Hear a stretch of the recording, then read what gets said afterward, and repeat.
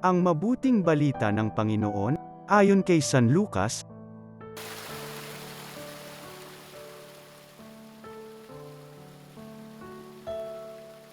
Noong panahong iyon, sinabi ni Jesus sa mga tao, "Kapag nakita ninyong makapal ang ulap sa kanluran, sinasabi ninyong uulan, at gayon nga ang nangyayari.